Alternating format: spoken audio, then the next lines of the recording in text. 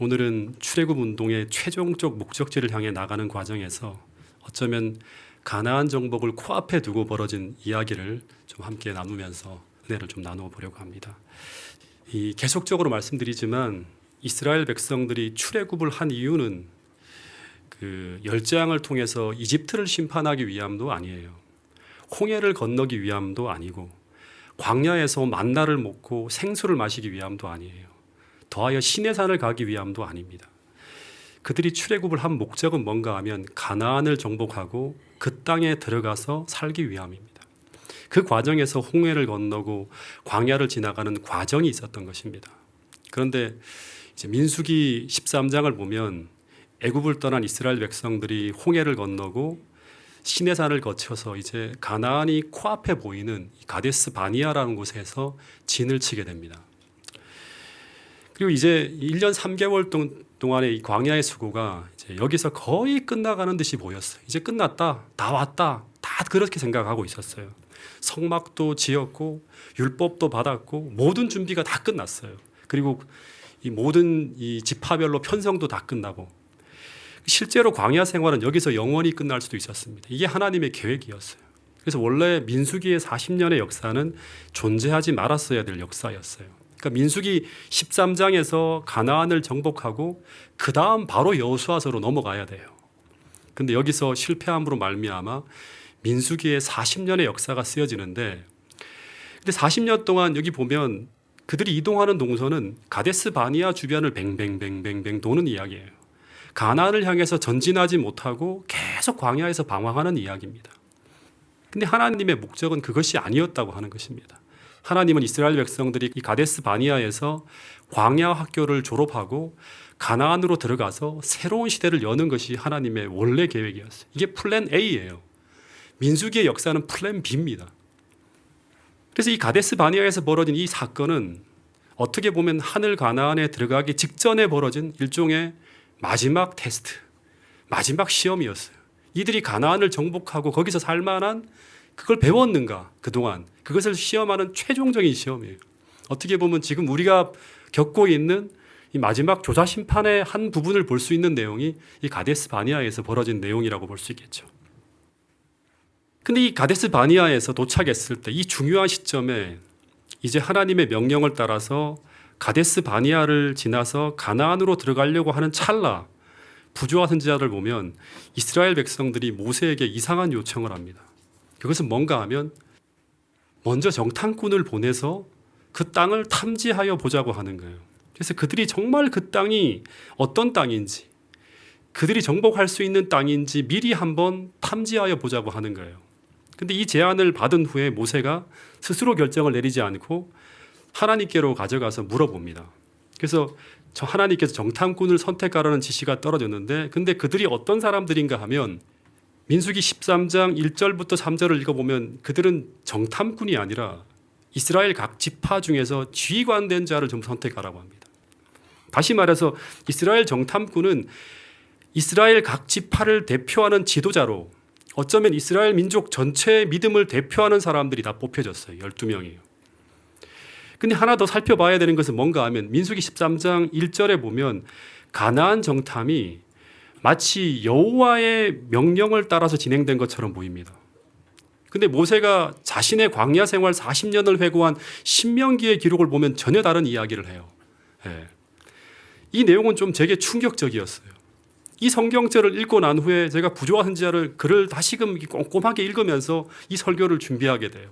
너무나 충격적인 교훈을 제가 받게 되었습니다. 신명기 1장 19절부터 22절까지의 말씀을 보면 가데스 바니아에 이른 때 내가 너희에게 이르기를 여호와께서 너희에게 이르신 대로 올라가서 차지하라, 두려워하지 말라, 주저 말라 한즉, 하나님께서는 원래 정탐을 하라고 한 것이 아니라 그냥 전진하라고 하라는 것, 그것이 하나님의 명령이었다고 하는 거예요. 근데 22절에 보면 너희가 다 내 앞으로 나와서 말하기를 우리가 사람을 우리보다 먼저 보내어 우리를 위하여 그 땅을 정탐하자고 말했다고 해요. 근데 실제로 부조한 선지자 387페이지 보면 이게 진짜 맞는 말인가를 제가 살펴봤는데요. 여기 보면 히브리인들이 호렙산을 떠난 지 11일 만에 약속의 땅 변경에서 멀지 않은 바란 광야에 있는 가데스의 진을 쳤다. 여기서 백성들은 정탐꾼을 보내어 그 땅을 탐지하자고 제의했다고 해요. 이 제의를 받아서 모세는 곧 이 문제를 여호와 앞에 제출해서 하나님의 허락을 받고 이 일을 위하여 각 지파의 족장들을 한 사람씩 선택하라고 하는 지시를 받게 되었다고 나와 있어요.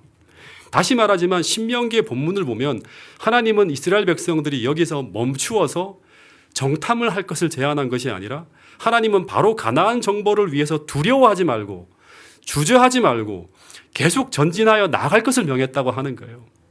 다시 말해서 멈추지 말라고 하는 거예요. 계속 전진해서 가나안을 정복하는 것이 하나님의 뜻이었어요. 근데 여러분 이게 무모한 지시였을까요?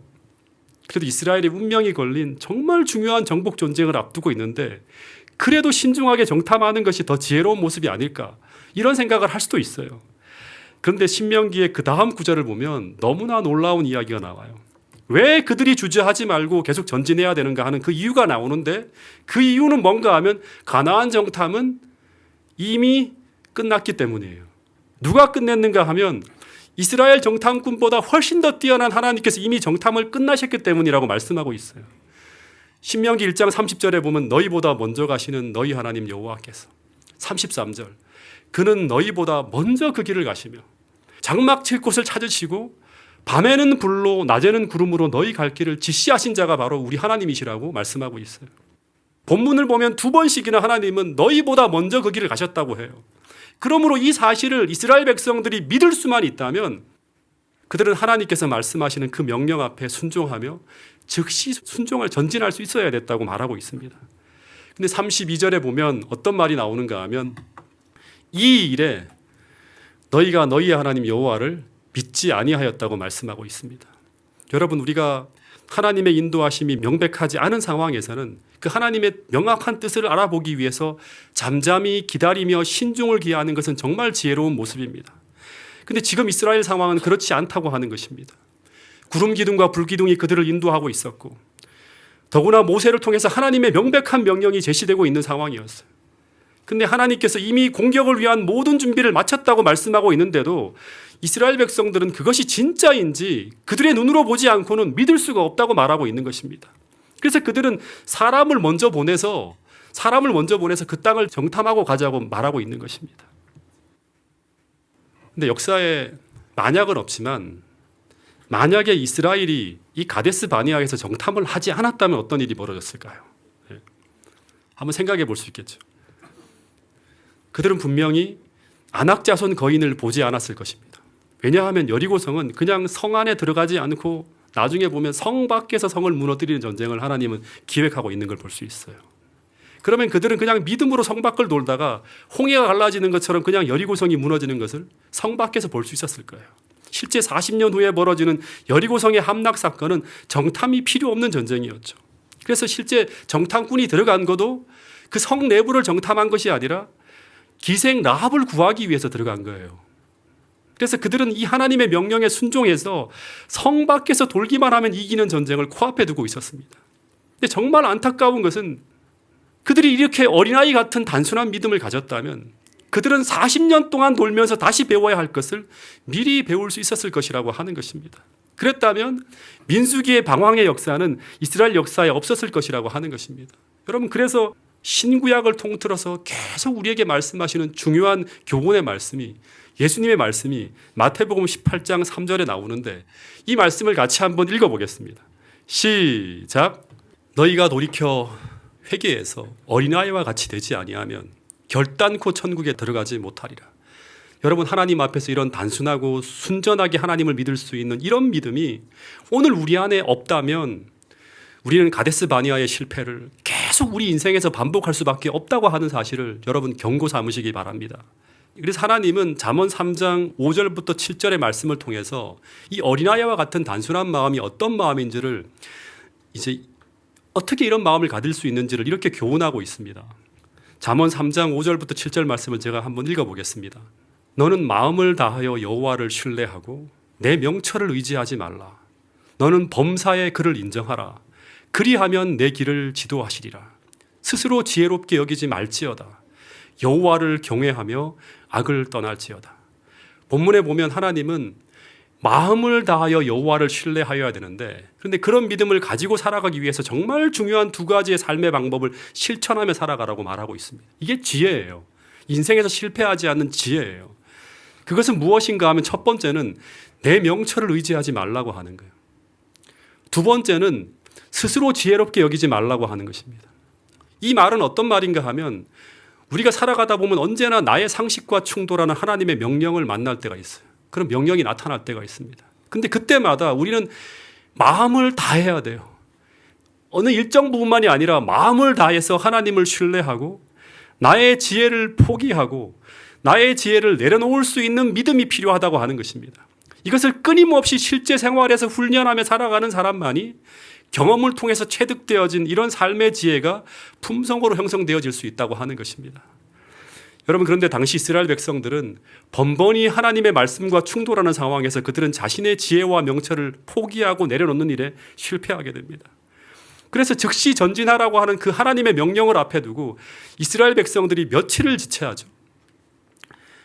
40일을 지체합니다. 근데 이 40일을 지체하는 이스라엘 백성들을 하나님은 40일 동안 기다리셨는데, 근데 하나님의 입장에서는 정말 애타는 일이었을 거예요. 이미 정벌을 위한 모든 준비는 다 끝났고 오직 그들이 해야 될 일은 단 하나였어요. 홍해 바닷속으로 전진하듯이 전진만 하면 끝나는 전쟁을 앞에 두고 이들이 뭔가 여기서 대단한 일을 하는 듯이 조사하고 분석하고 정말 인간적으로 볼 때 엄청난 수고와 고생을 하고 있는 거예요. 근데 이것은 하나님의 입장에서는 정말 아무 쓸데없는 너무나 무의미한 행동들을 하고 있는 거예요. 이들이 지리를 다 분석하고 물자를 다 보고 무기와 적병의 숫자와 위치, 그리고 적이 움직이는 동선, 성벽의 높이, 모든 것을 다 조사했겠죠. 여러분, 근데 가데스 바니아에서 이 가나안까지 거리는 엎어지면 코다할 거리라고 합니다. 근데 하나님은 절대 40일 동안 정탐하라고 말씀하지 않았어요. 하나님의 명령은 즉시 전진하라고 하는 것입니다. 근데 이들이 하루 이틀도 아니고 일주일도 아니고 40일을 탐지합니다. 이것은 이들이 얼마나 이 가나안 일대를 꼼꼼하고 철두철미하게 살폈음을 알 수 있는 대목입니다. 근데 이것은 다른 관점에서 보면 이들이 얼마나 하나님을 철두철미하게 믿지 못하는지를 보여주는 그런 모습이에요. 그래서 하나님은 이들이 지체한 날을 다 계산하셨다고 그렇게 말씀하고 있습니다. 민수기 14장 34절에 보면 너희는 그 땅을 탐지한 날수인 40일의 하루를 1년으로 쳐서 그 40년간 너희의 죄악을 담당할지니리 너희는 그제서야 내가 싫어하면 어떻게 되는지를 알리라 하셨다. 실제 하나님은 이 하루하루 그들의 지체한 날들만큼 그들의 불신의 깊이로 헤아리고 계셨다고 하는 것입니다. 근데 이제 진짜 중요한 건 뭔가 하면 하나님께서 즉시 전진하라는 그 명령을 앞에 두고 이 40일 동안 정말 철두철미하게 모든 정탐을 마치고 돌아와서 이제 백성들 앞에서 이 정탐꾼들이 보고를 하는데, 이 결론은 한마디로 하면요, 가나안은 절대 점령할 수 없는 곳이며 우리는 그곳으로 나갈 수 없다고 하는 거예요. 다시 말해서 정탐을 하지 않고 갔다가는 정말 큰일 날 뻔했다고 하는 것입니다. 근데 그 이유를 쭉 대는데, 그 이유가 뭐냐 그러면 그 성읍이 견고하고 그 성을 지키는 모든 자들이 강하고 신장이 장대하기 때문이라고 하는 거예요. 그것을 우리 눈으로 직접 보고 다 확인하게 되었다고 하는 것을 쭉 보고 하는 거예요. 근데 여러분, 진짜 이상한 것은 이 12정탐꾼은 이스라엘을 대표하는 지도자들입니다. 근데 이 사람들은 가나안으로 들어가서 이제 이스라엘의 미래를 경영하고 통치하고 이끌어가야 될 지도자들이 가나안 정탐을 마치고 돌아와서 하는 말이 뭔가 하면 하나님은 즉시 전진하라고 명하고 있는데 이들은 정탐을 다 하고 분석하고 나니까 결론이 뭐예요? 전진이 불가능하다고 하는 그런 이야기를 하고 있는 것입니다. 똑같은 상황을 놓고 하나님이 보신 관점과 이스라엘 백성들의 지도자들이 놓고 분석한 그런 어떤 결과가 현 상황을 다르게 보고 있는 거예요. 그러니까 하나님의 명령에 순종할 수 없다는 결론이 딱 나와버린 거예요. 그러니까 하나님 말씀을 뒤집어 엎는 결론을 내어놓고 있는 거예요. 즉, 이 말은 무슨 말인가 하면 하나님은 가나안 정보를 위해서 어떤 준비도 안 하셨다고 하는 거예요. 다 봤다고 하는 거예요. 그 안에 들어가서. 이것이 가나안에 들어가기 직전 하나님 나라를 대표하는 자들의 모습이었다고 하는 것입니다. 여기서 아주 중요한 교훈을 하나 발견할 수 있는데 그것은 바로 뭔가 하면 우리가 하나님의 명백한 명령을 앞에 두고 지체하는 것은 위험을 자초하는 일이라고 하는 거예요. 예. 지체한다고 하는 것은 뭔가 하면 순종했을 때 벌어질 일을 따지고 계산하고 분석하는 것을 말합니다. 근데 하나님의 분명한 뜻을 앞에 놓고 오늘 우리가 즉시 순종하지 않고 계산하고 따지고 자신의 지혜를 더하여 분석하면 그렇게 하면 할수록 분명한 것은 결론은 뭐가 나오는가 하면 순종이 불가능하다는 결론이 만들어지게 된다고 하는 것입니다. 여러분, 그래서 하나님의 명령 앞에 우리는 지체하면 안 돼요. 왜냐하면 하나님의 명령은요, 대부분 순종하기 전에는 언제나 이해할 수 없는 것들이에요. 우리가 공부했다시피 홍해로 나가라는 그 명령이 생각하고 연구하고 그렇게 해서 순종해도 괜찮다는 답이 나올 수 있는 것입니까? 100번, 1000번 연구해도 순종하기 전까지는 생각하면 할수록 죽으러 가라는 명령밖에 보이지 않는 거예요. 노아 방주 다 이해해서 순종할 수 있습니까? 인간의 지혜로는 다 이해할 수 없는 요구예요. 아브라함이 자신의 아들 이삭을 번제로 드리라는 명령은 어떻습니까? 다 같은 거죠. 하나님의 명령은 이렇게 언제나 순종하기 전에는 그것이 큰 손실처럼 보이고 순종하기에는 너무나 억울하고 순종하면 너무나 큰 희생을 치를 것 같은 그런 것들이 너무나 많다고 하는 것입니다. 그러나 비록 지금은 이해할 수 없을지라도 일단 하나님의 명령이 분명한 것이면 여러분 순종할 수 있게 되기를 간절히 바라겠습니다. 일단 믿음으로 순종하면 이미 우리보다 앞서가셔서 우리를 위해 준비해 놓으신 여호와 일의 하나님의 역사를 그 순종 이후에 우리는 만날 수가 있다고 하는 것이 성경에서 이야기하는 진리라고 하는 것입니다.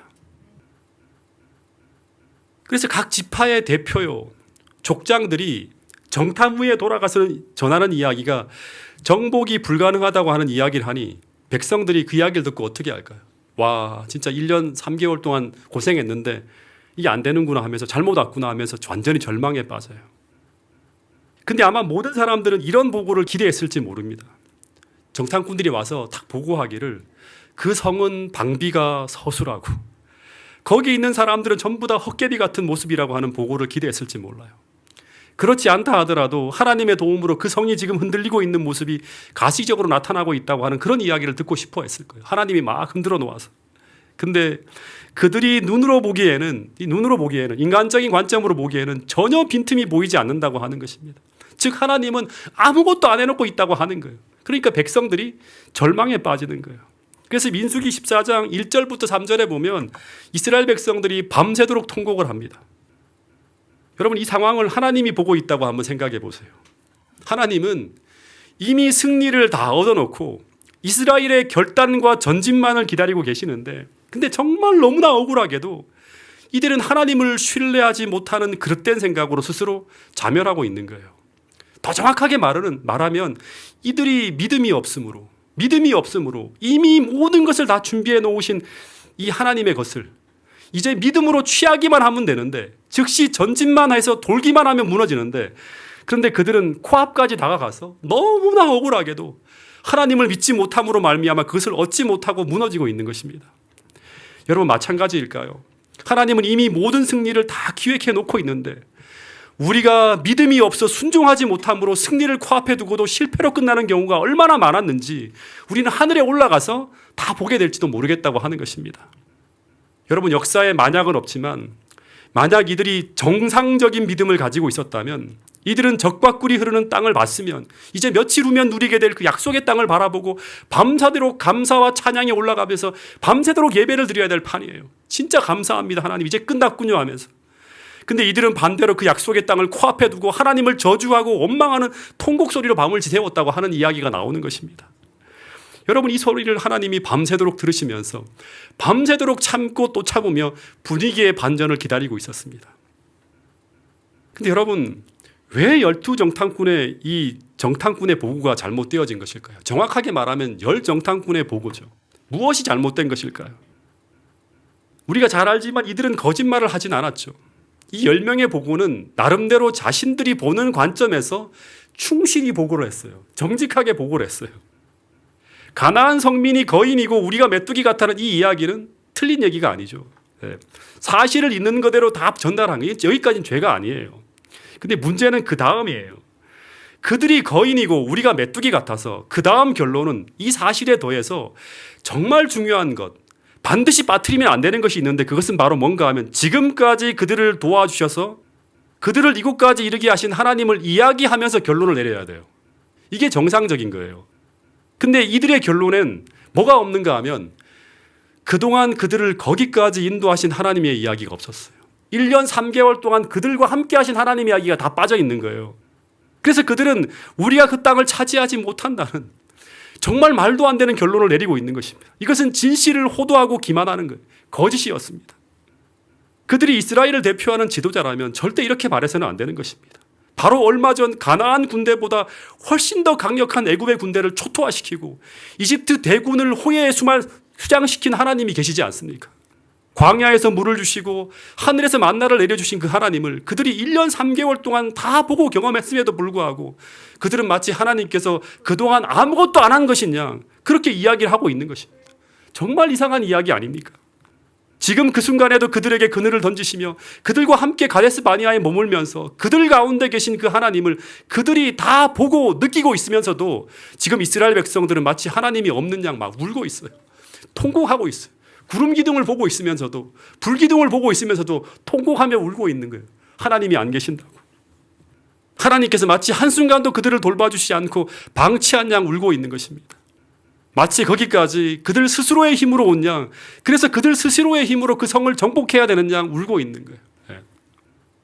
이것은 굉장히 이상한 장면입니다. 이때 하나님은 어떤 마음이셨을까? 한번 생각해 보시기 바랍니다. 제가 하나님이라면 정말 속이 터질 것 같았을 것 같아요. 이런 멍청이들이 어디 있나? 너희들이 정말 바보가 아니냐고. 다 눈이 멀었냐고. 1년 3개월 동안 내가 너희들을 위해 무엇을 했는데. 제가 어느 교회에서 간지 얼마 안 되었을 때 제가 그해 청년반 교사가 되었습니다. 그때 무슨 일인지 교육 전도사를 받지 못해서 그해 어떻게 이제 저를 아는 분의 추천으로 제가 그 교회 청년회 교사로 1년간 봉사하게 되었습니다.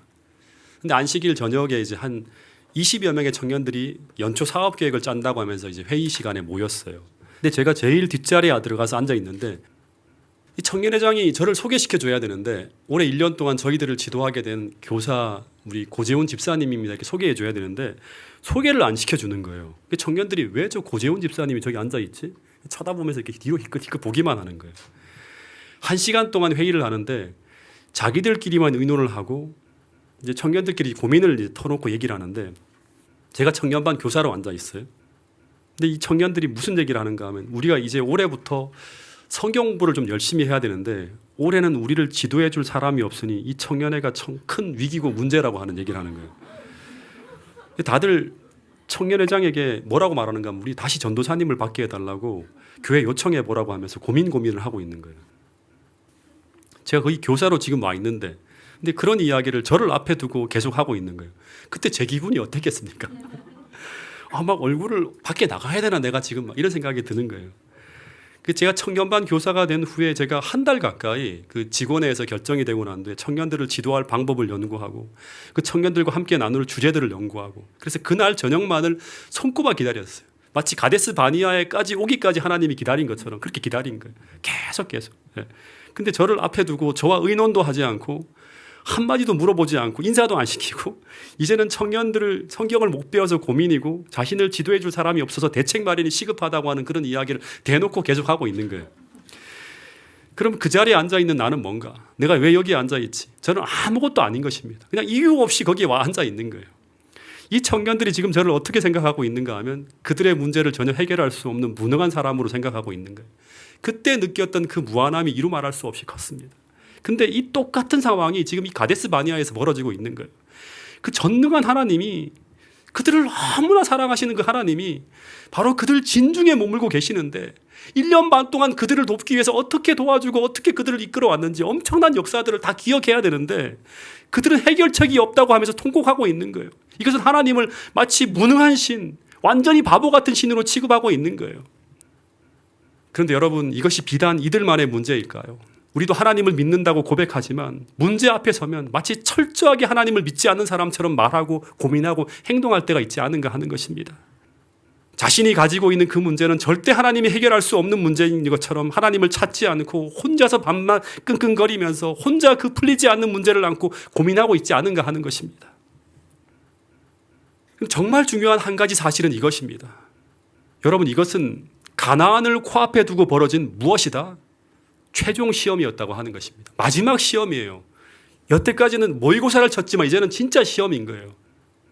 너희들이 과연 정말 가나안에 들어가서 살 자격이 있는 사람들인지 아닌지 그들의 믿음을 시험하는 일종의 테스트가 바로 이 가데스 바네아에서 벌어진 사건이었다고 하는 것입니다. 너희들이 과연 정말 하나님을 믿는 믿음으로 사는 사람들인지, 아니면 하나님을 믿는다고 말만 하고 실제는 전혀 믿음으로 살지 않는 하나님을 불신하는 사람인지, 그 가나안 입성을 앞에 두고 치르는 최종적인 시험이 바로 가데스 바네아에서 치러진 시험이었다고 하는 것입니다. 그런데 여러분, 이 시험을 통과하지 못하면 어느 누구도 가나안 땅을 밟을 수 없다고 하는 것입니다. 근데 오늘 우리도 마찬가지일까요? 오늘 우리가 매 삶에서 벌어지는 문제마다 하나님을 더하지 못하고 철저하게 하나님을 믿지 않는 것처럼 생각하고 판단하고 늘 믿음 없는 선택만 하며 살아간다면 그 사람이 아무리 입으로는 내가 예수를 믿는 사람이라 할지라도 그 삶은 하나님을 의지하지 않는 믿음이 없다는 것을 매일같이 증명하고 있는 것입니다. 여러분, 이것은 정말 중요한 것입니다. 이 믿음이 없으면 이 머리가 아닌 실제 삶 속에서 하나님 말씀을 삶에 적용하며 믿음으로 문제를 돌파하는 이 믿음이 없는 사람은 결국 난 매일 하늘에 들어가기에 적합하지 않다는 것을 증거하고 있는 거예요. 여러분, 이 말씀을 같이 한번 읽어보겠습니다. 고린도후서 13장 5절 말씀입니다. 너희가 믿음 안에 있는가 너희 자신을 시험하고 너희 자신을 확증하라고 하는 거예요. 이 현대인의 성경으로 번역된 걸 보니까 여러분은 믿음으로 살고 있는지 스스로 살피고 시험해 보십시오. 여러분은 예수 그리스도께서 여러분 안에 계시다는 것을 모르십니까? 그렇지 않으면 여러분은 그 시험에 불합격한 사람이라고 하는 거예요. 결국에는 예수 그리스도를 믿는 믿음으로 사는 사람이 아니라고 하는 것을 날마다 삶 속에서 시험하고 그걸 확증하는 삶을 살라고 하는 거예요. 근데 제가 이 대목에서 진짜 고민되는 것은 무엇인가 하면 지금 이들은 1년 반 정도를 광야에서 지내며 홍해가 갈라지는 것도 보고 마라에서 단물이 쓴물로 바뀌어지는 것도 보고 만나의 기적도 체험하고 르비딤에서 아말렉을 쳐부시는 하나님의 도움을 다 눈으로 본 사람이에요. 근데 어떻게 이렇게 이 모든 이적들을 보면서도 믿음이 자라지 않았을까 하는 거예요. 진짜 우리가 고민해 봐야 되는 대목이죠. 왜 이 이스라엘 백성들이 가데스 바네아에서 실패했는지 그 이유를 우리가 살펴봐야 됩니다. 여러분, 출애굽기를 가만히 따라가 보면 홍해를 건넌 후 출애굽기 15장에서 이스라엘 백성들이 첫 시험이 닥치는데 그게 뭔가 하면 물 부족입니다. 이때 이스라엘 백성들은 이 시험을 어떻게 대처했죠? 이들이 하나님을 찾습니까? 하나님을 찾지 않고 모세를 원망합니다. 근데 이때 부조와 선지자를 보면 이런 기록이 있어요. 이때 모세는 이스라엘 백성들 모두가 잊지 말아야 될 그것, 바로 이스라엘이 행하기를 잊어버린 그 일을 했다고 합니다.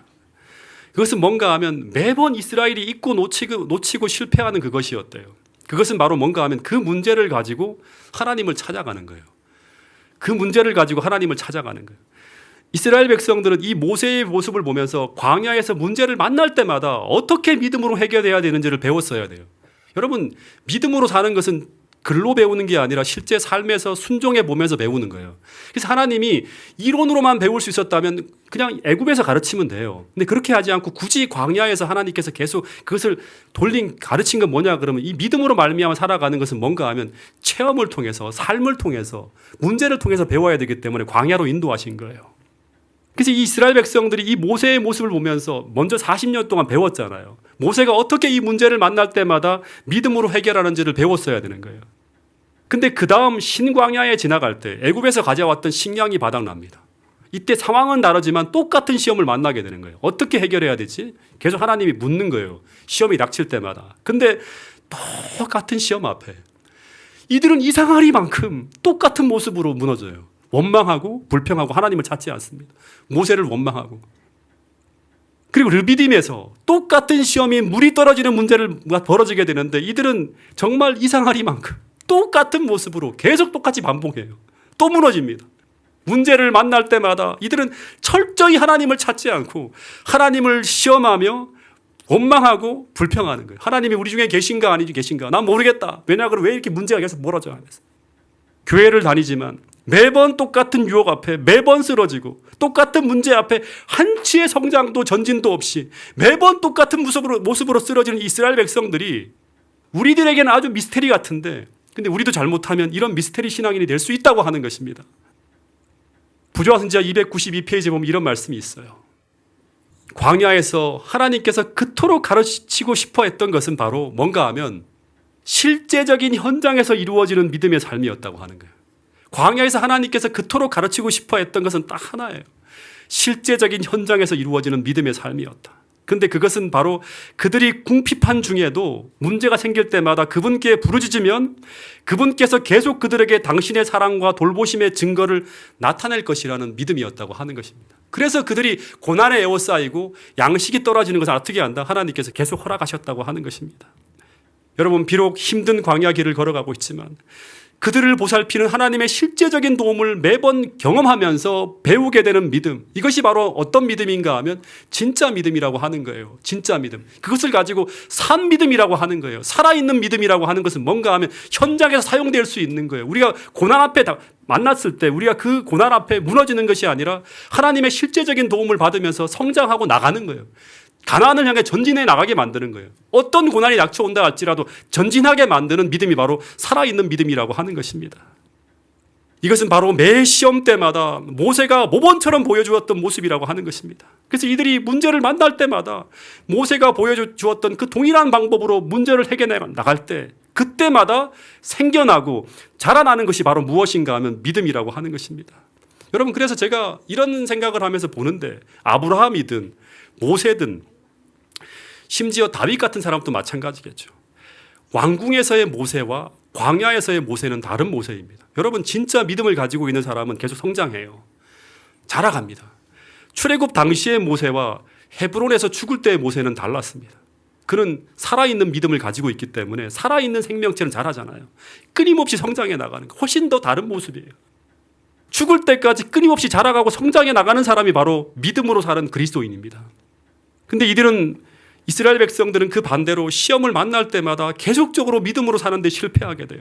근데 진짜 중요하고 충격적인 사실은 뭔가 하면 이 거듭되는 실패를 우리는 아무런 생각 없이 그냥 받아들이지만 이 거듭되는 실패가 부조화 선지자를 보면 그들을 이렇게 만들어가고 있다고 하는 것입니다. 그 가나안 땅으로 가는 도중에 장애를 만날 때마다 그들이 믿음으로 사는데 지속적으로 실패하는데 그 결과 그 실패는 그들로 하여금 지속적으로 믿음과 용기를 잃게 만들었다고 하는 거예요. 계속해서 더 나약해져 가는 거예요. 점점점 고난을 받고 있는데 고난을 통해 성장하는 게 아니라 계속 더 나약해져 가는 거예요. 네. 여러분, 기억하시기 바랍니다. 매번 믿음의 도전 앞에서 실패하면 그 우리의 믿음은 결코 자랄 수가 없을 뿐 아니라 오히려 계속 더 약해지게 되어 있다고 하는 사실을 기억하시기 바랍니다. 이런 거듭되는 믿음의 실패가 바로 이스라엘 백성들로 하여금 반드시 실패하지 말아야 될 지점, 가데스 바니아에서 결정적인 실패를 하게 만들었다고 부조화 선지자는 적고 있는 것입니다.